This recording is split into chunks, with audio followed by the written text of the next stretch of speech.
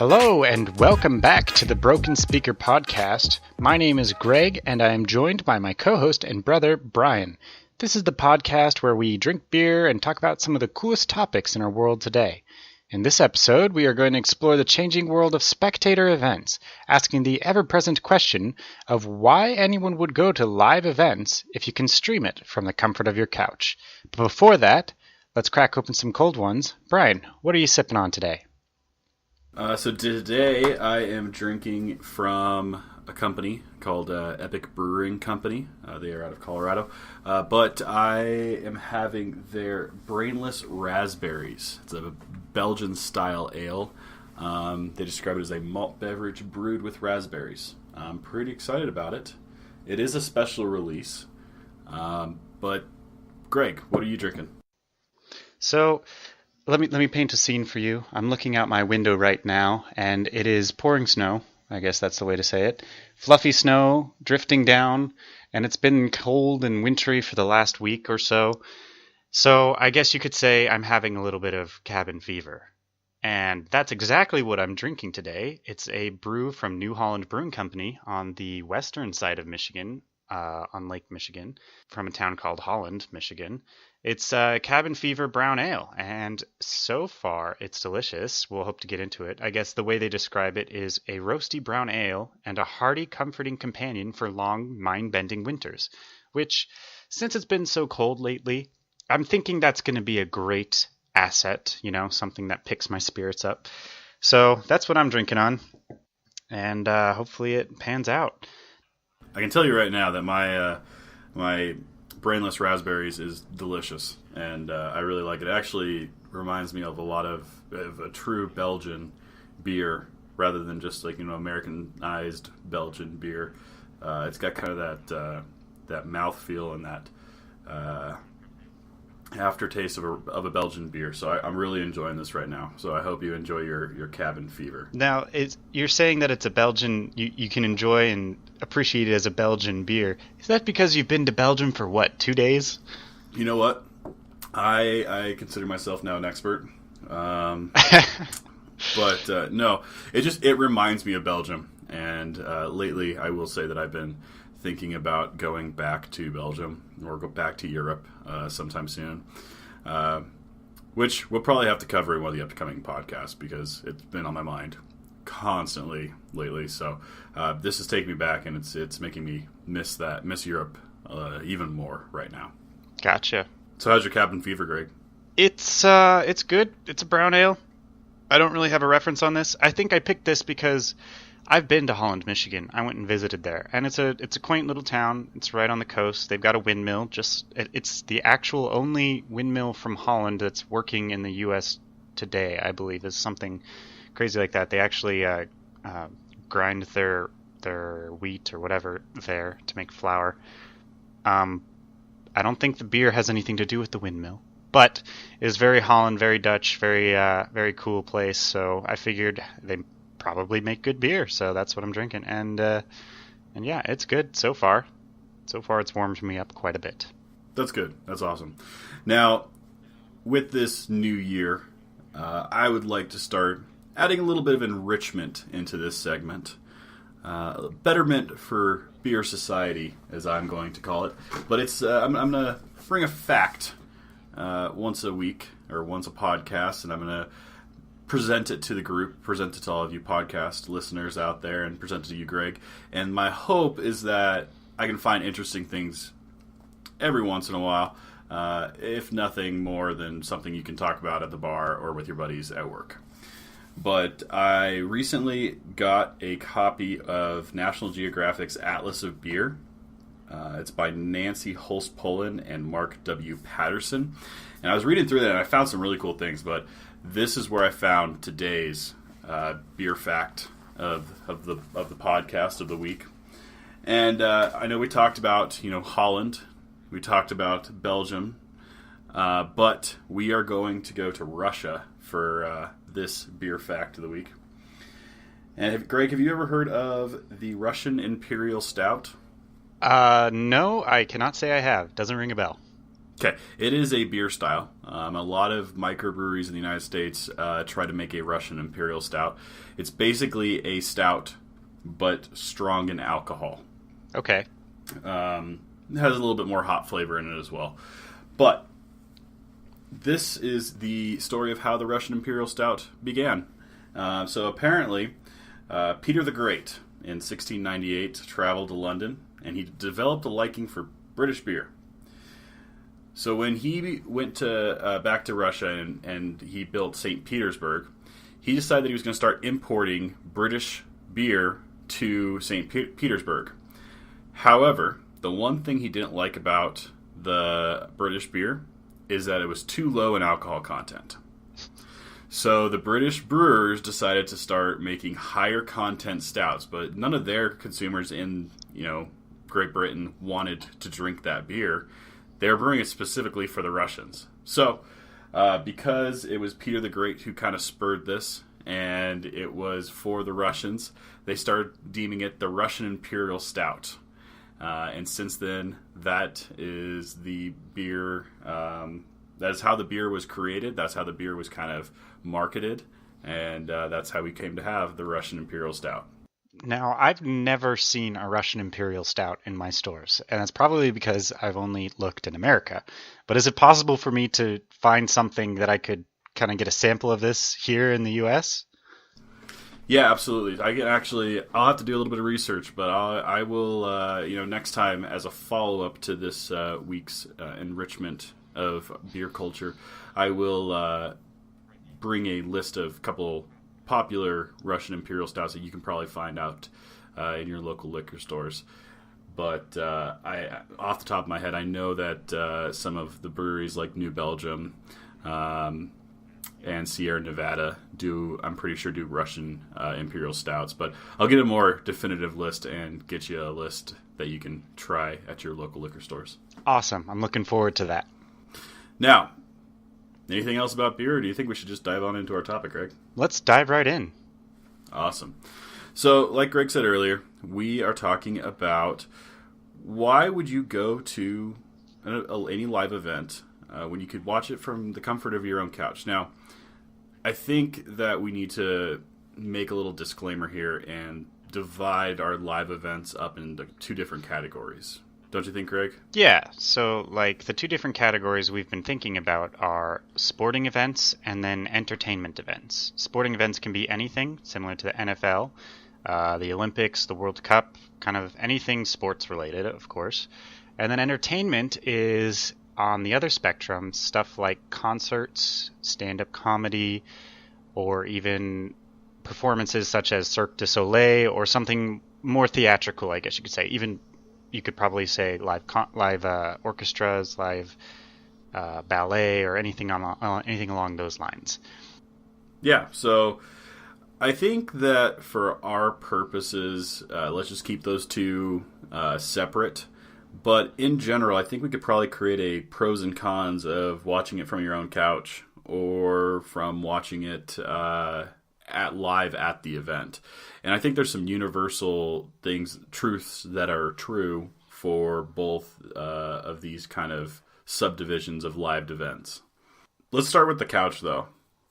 I think that one of the things for me that is most true about being able to watch an event from the comfort of your own home, whether it's a stand-up comedy event or whether it's a sporting event, is you don't have to wait in any lines for the bathroom. And I think that's very important to me. What about you, Greg? Do you think that that's definitely a pro of being at home and in the comfort of your own home? Well, I mean, it depends on whether or not you need to use the bathroom. If you're not drinking heavily at a sports game or any concert you go to, then you don't need to worry about that as much. But yeah, the comfort of your own bathroom is always going to be a plus, no matter where you are, even if it's just for, I don't know, going to work or something. You still enjoy the comfort of your own bathroom. So that's definitely a huge pro for me. But I mean, it's not a deal breaker. It's not the end of the world. You can get around it. Agreed. I agree with that. So I guess the next thing that I would say as a pro for that is that, when you purchase an event or you're watching a For instance, I know we talked about some stand-up comedy. So Netflix just added the Dave Chappelle stand-up comedy on there, his new ones. If you go and you see a Dave Chappelle show, and I don't know how much a Dave Chappelle show would cost, but I'm assuming it would cost probably $50 to $100, depending where you would sit, per ticket. And I'm not exactly sure, but how much does Netflix cost per month? Like $15, $20 a month? Yeah, different subscriptions have different costs. You can get different types, but yeah, essentially 15 to 20 bucks a month. And you can share that amongst people, so it's never going to be truly that much if you do it right. Right, and you're not going to just buy it for one single episode of the Chappelle stand-up comedy that you're going to watch. You're going to watch other things on Netflix other than that. But the point that I'm getting at is that when you watch it from home, it generally costs less than being there live in person. Yeah, and that's going to hold true for essentially everything. No event is going to cost less just to stream it. I mean, or it's not going to cost less to go to the event in person. I mean, if you think like UFC fights, sure, it'll cost $99 to pay pay-per-view and see the big ones, but if you're going there in person, the tickets are going to be $90 or $100 per seat. And if you're sitting in the boonies, maybe you can get that down to $50, but then you got to account for, well, maybe I'm going to have a drink there. Maybe I'm going to have to drive and park and pay for parking, and then who knows where it is, so it might be a long drive. And, you know, there's like infinite more factors to take into account cost-wise when you're going to a live event as opposed to just sitting in your couch and watching it on a subscription fee. So that is going to hold true for most of these types of content. Yeah. So, but, you know, we've been saying the benefits of the couch, but there are some disadvantages of the couch. And I think one of them that comes to my mind is commercials. Unless you're watching the Super Bowl. And the Super Bowl is where you want to see the commercials. And that's where you don't get to see when you're at the Super Bowl itself. But nowadays you can also just watch the Super Bowl commercials online weeks before the actual Super Bowl. So I don't know if that even matters anymore. But I do think that sometimes watching commercials in the middle of events kind of hurts it. But I would even say that when you're at the event, commercial breaks and if it's a sporting event, I would say commercial breaks kind of hurt the flow of the event. Like, it's kind of a pain to have to watch the football game stop and wait for the TV to come back from commercial break. Now, that's not to say it's completely a bad thing at the events. They typically have other things going on, like they might do some fan competitions, or they might have different presentations for former athletes, and kind of all that stuff goes on during commercial breaks or even between the quarters, if we're talking about football specifically. So there is, I guess, for commercial breaks, there's definitely a negative feel, but it's in some instances okay. But if we're talking about like soccer, if we switch over from American football to European football, soccer doesn't have TV commercial breaks during the game. It's 45 minutes for the first half, halftime, 45 minutes for the second half. It's a little bit more streamlined, and you won't get those commercials. So you can easily avoid that con if you watch soccer as opposed to football. So it is tailored to different events, different types of events. And I guess sporting-wise, it's a negative for some and not really an issue for others. Absolutely. So I guess, you know, I guess what I'm starting to hear and starting to see what we're creating, this kind of image of the couch versus being at the event. It's kind of subjective to a few things, and one is who you are, and what you're watching, and what kind of event it is. You know, do you kind of see that formulating in your head too? Is that what you're kind of picking up as well?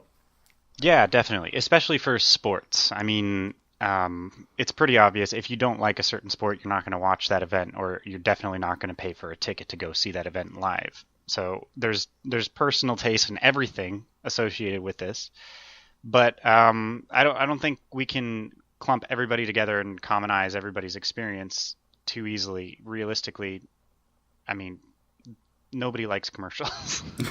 If we talk about this specifically, nobody's going to sit here and go, oh man, I hate football, but I love those commercials every single game. I basically skip the game on TiVo and watch the commercials. Nobody says that. Okay.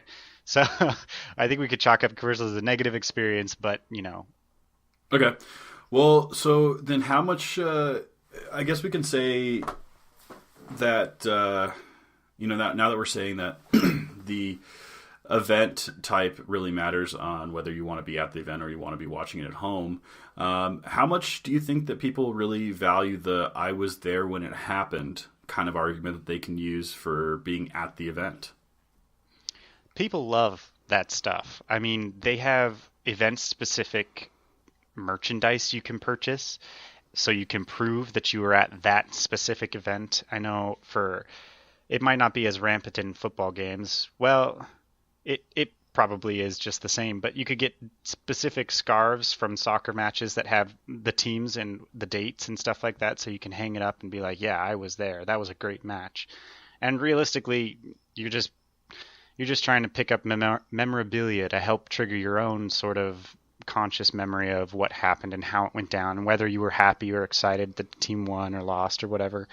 So, yeah, going to the event itself and being there is a big part of it, at least currently. I mean, as technology gets better and streaming the event, everybody can say they saw the Super Bowl and they know exactly what happened and they didn't miss a beat because they had the subscription package that showed them every single second of the game, right?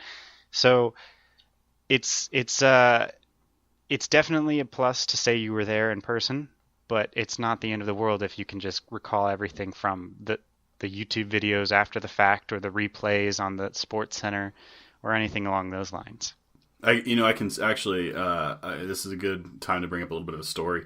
The other night, the Vikings were playing the Saints, and there was an incredible touchdown at the very last as time ran out that the Vikings got to win the game. And I was at work, so I wasn't watching the game. I had left at halftime, and the Vikings were up. I think they were shutting out the Saints at halftime. And I kind of just chalked up the Vikings were winning. Then I got a notification that the Saints took the lead with 25 seconds left. And I was like, oh, the Saints are going to win. But then I saw the Vikings won. And I was like, what happened? I honestly was kind of bummed that I was at work and I couldn't watch the end of the game and see that play. But I can tell you, within 5 minutes, I could find that play in every corner of the internet. And I watched it, and I felt like I had watched it live. I didn't feel like I was missing out on anything. So that is a benefit of technology.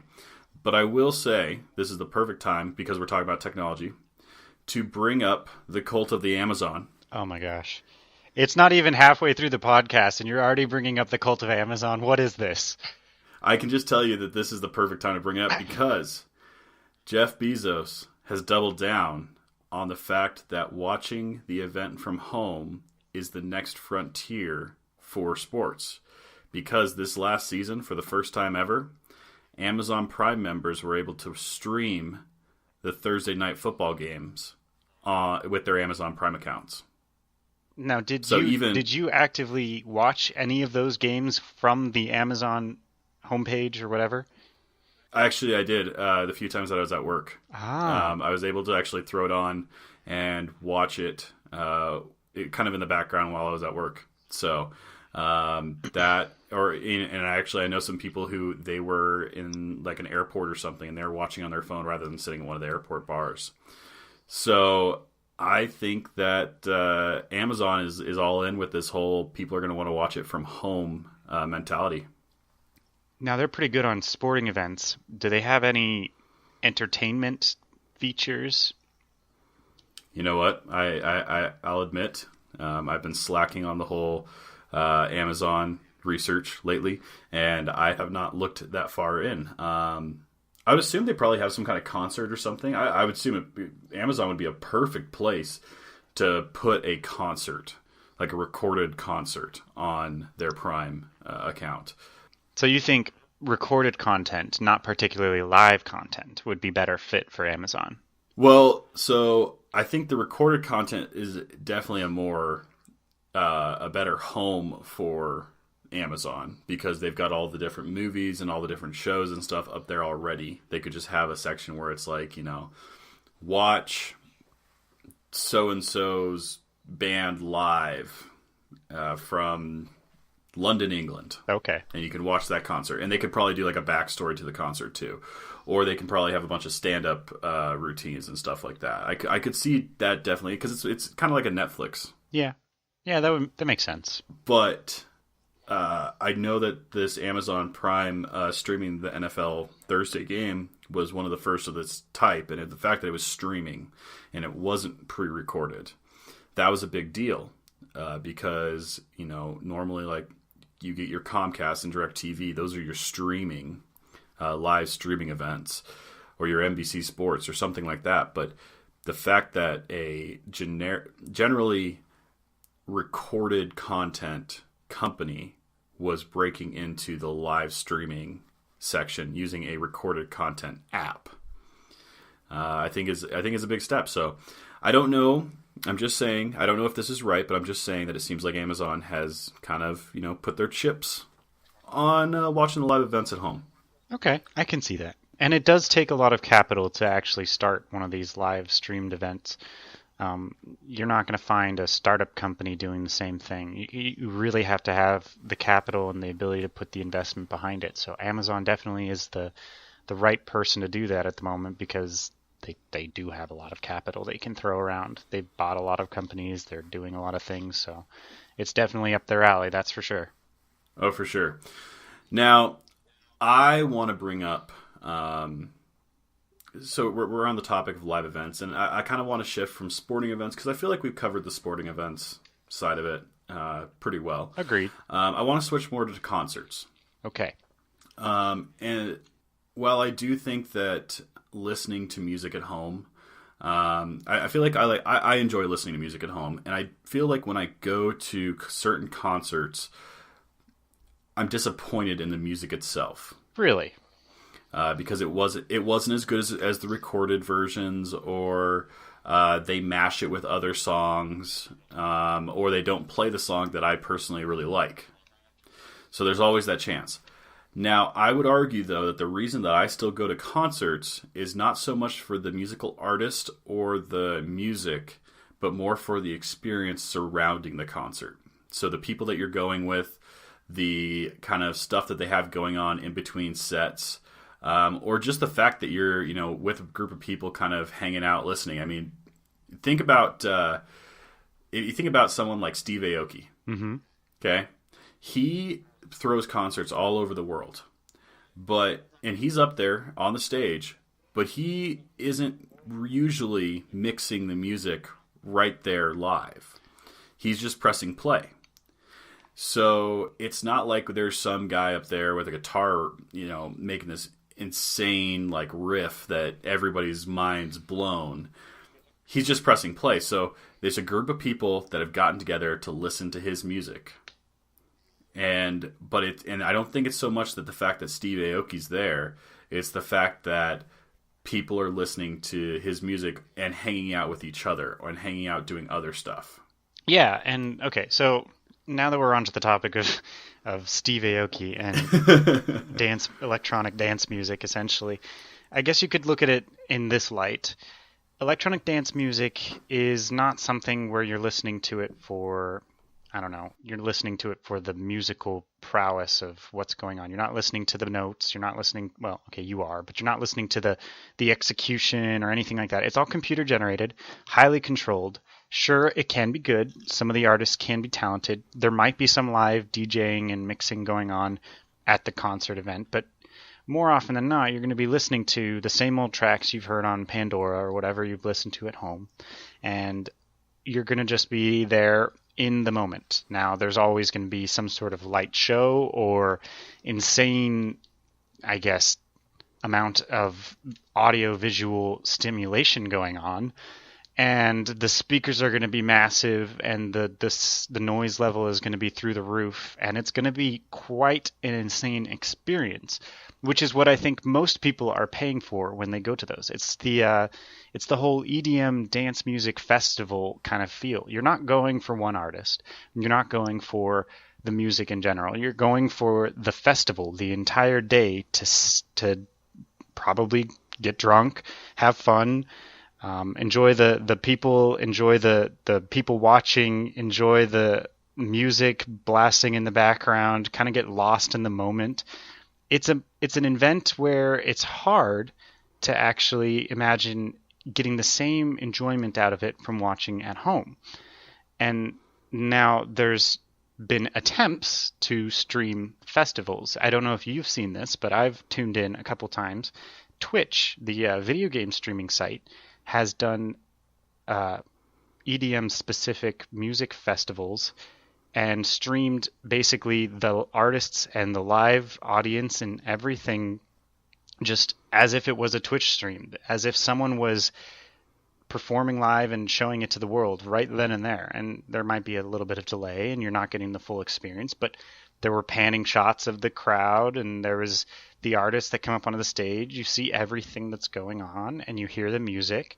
It's all well done and you kind of hear the crowd as well in the background, so you get a little feel of that. But you can tune out at any second if you're watching it from home. If you're watching it there, you're never going to get a break, and it's just going to be this constant bombastic euphoria that you're going to be feeling from all the stimulation that is happening live. So just an example was that, but my point is, for music in particular, it's the live experience that you're looking for. If you want to just listen to the song, you just listen to the song. But you're going for the festival. You're going for maybe the artist is really talented and you hear he puts on a good show and it's more of an entertainment. He's an entertainer, I guess you can hear. Some artists are, and they can do really well at providing the audience with just like something that makes them feel accomplished for going to the show. So yeah, you can see a lot of that stuff from home, but you're not going for what you see from home. You're going for that something extra. And that's what you get from live events, especially when it comes to music or even other types of entertainment venues. Yeah, and I think that you're absolutely right. That's I went to my first festival last year, and that is what I learned from going to that festival, is that I enjoyed I can tell you more memories from the other aspects of the festival. You know, we were camping out there for 4 days, so all the time that we spent at the campsites, or the time that we spent hanging out in the booths before before the music started, I can remember more of those events or more of those experiences than the actual music. Now, I do remember some of the sets. They were awesome. I really enjoyed it. But again, it was, the people, the stuff that you were doing, the people you were hanging out with, the stuff you were doing around the festival before the music, or when the music wasn't going on. So that, I think we both agree on that topic. So I guess this is where I think stand-up is kind of a mixture between, you have to see it live and you have to see it, or you could listen to it at home. I think that there's a lot of jokes out there. So one of my favorite comedians is Bert Kreischer, and I'm probably butchering his name. But he does this joke, and he's done it a million times, but it's called The Machine. And I have never seen him live, but I've heard this joke tons of times. I've seen, him talk about it in YouTube videos and in Instagram posts and Facebook posts and all that stuff, but I've never seen him live. Now, stand-up comedy is kind of a live medium. Would you agree? Yeah, I mean, it started as a live medium. Sure, it adapts well to streaming and recording and playing back the shows, but stand-up shows are typically at a comedy club or some venue where the comedian comes out and does a live performance for an audience. So that's the format they're typically associated with. Right. So I guess what I'm getting at, though, is like there's not really the visual or audio stimulation that like live concerts have. So, do you think that maybe stand-up comedy is going to be the one that kind of loses in this case with the whole streaming at home, where they may not be doing as many live performances anymore because the home experience is so similar to the live experience? Well, now, I personally don't think that's going to happen, and I'll give a couple examples. But for the most part, what you think of is, when you think of a comedy show that you're watching on Netflix, you see the comedian on a stage and then the audience reacting to the comedian. And there's also typically a give and take situation where the audience is giving energy to the comedian, and the comedian is pulling from the crowd and working with them to create an experience. But you never see a comedy show where there's nobody in the audience and there's a laugh track. That's my first instance, right? There's always going to be live audience and live laughter. And on top of that, even if the joke falls flat for you when you're sitting at home streaming, the audience is cracking up or going ballistic over the joke, even if it's not that funny.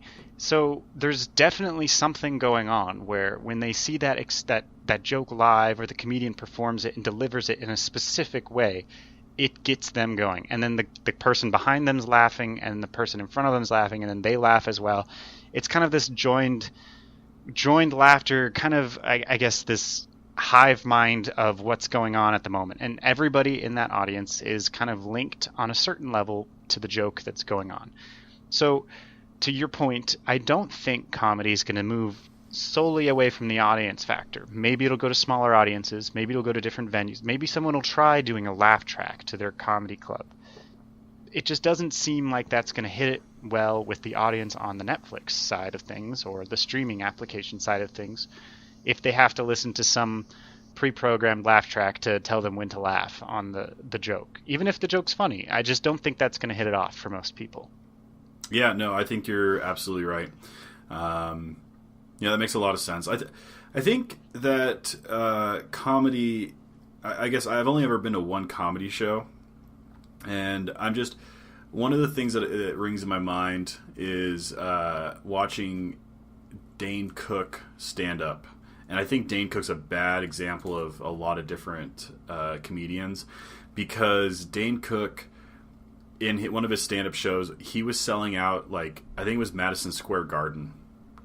And right, but I think you're right. But it's how the performer, how the comedian delivers his facial, or his or her facial reactions, his or her body language, that really gets the crowd going. And I think that in a large venue like Madison Square Garden, it'd be difficult for a comedian to convey those aspects of their performance. Whereas in a smaller venue, like I'm just thinking the Gothic Theater downtown Denver, that would be easier for them to kind of convey those more subtleties that really enhance the joke. Yeah, and I think, to your credit, that's true, and we might see a streaming show where there's no audience, which I just think that it'll take a completely different format. For example, Jerry Seinfeld's new show, it's not really new now, Comedians in Cars Getting Coffee. That's a comedy skit kind of thing, but it's a different format. There's no live audience, it's one other person, but you still get the comedian aspect of everything there and kind of going off on that. But stand-up and the jokes and associated with that, yeah, the intimate setting can be helpful. The people and the even if it's just like there's one guy in the audience who's cracking up and he just can't control himself, you're going to find that more funny than anything else. So the live situations will definitely, I think, still be around for quite some time. I think that maybe one of the places that it could go, other than live or other than Netflix, is podcasts. A lot of comedians have podcasts. That's true. Yeah, that's a great idea. I didn't even think of that.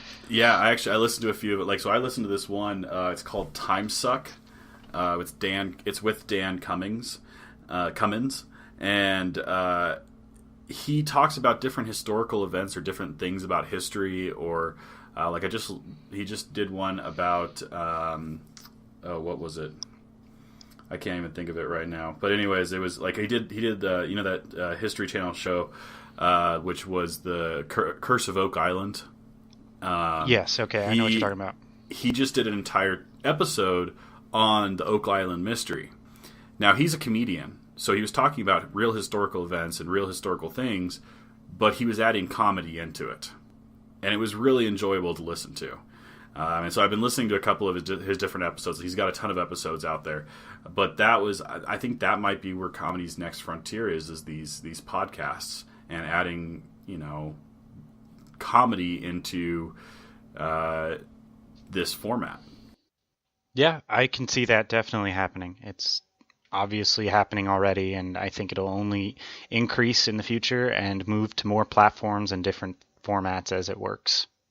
Okay, Brian, and that about wraps things up for what we wanted to talk about. How about we move on to last call? What are your thoughts on today's topic? So my thoughts, my last call today, I think that through our discussion, we have pretty much definitively said there is going to be a place for live events in the future. Whether it's sporting events or whether it's stand-up comedy or concerts, people are going to want to go to them. I don't think they're going to die out because of technology.